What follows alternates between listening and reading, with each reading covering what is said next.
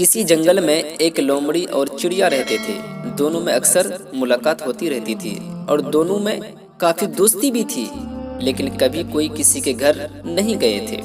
एक दिन लोमड़ी ने चिड़िया से कहा कि कभी तुम मेरे घर दावत खाने के लिए आना, मैं तुम्हारे लिए खिचड़ी बनाऊंगी। क्योंकि खिचड़ी चिड़िया को बहुत पसंद थी, इसलिए चिड़िया ने लोमड़ी की दावत कबूल कर ली।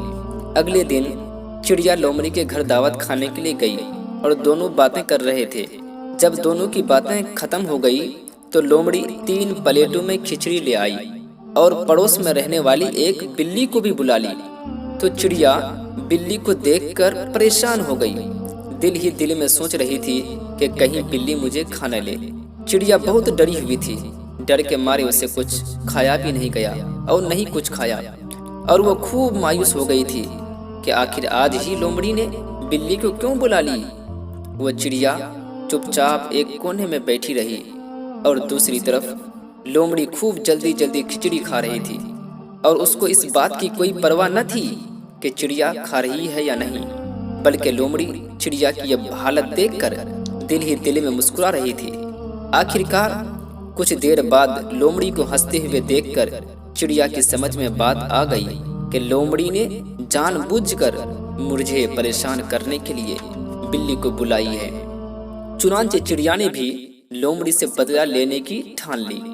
कुछ दिन गुजरने के बाद एक दिन चिड़िया ने लोमड़ी से कहा, तुमने तो मुझे दावत दी, मैं भी तुमको दावत देती हूँ।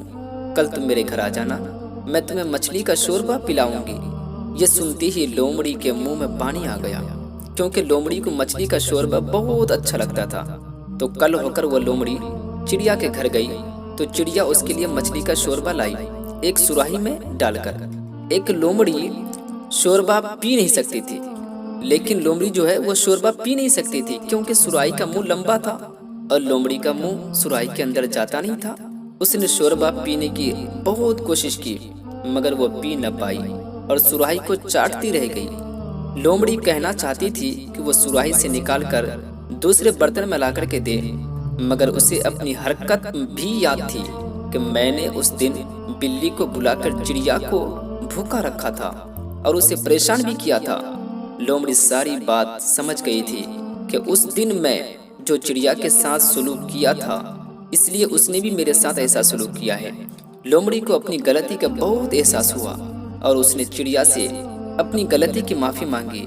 चिड़िया ने फौरन लोमड़ी को माफ कर दिया और बोली, मेरे दोस्त, जो हुआ उसे भूल जा।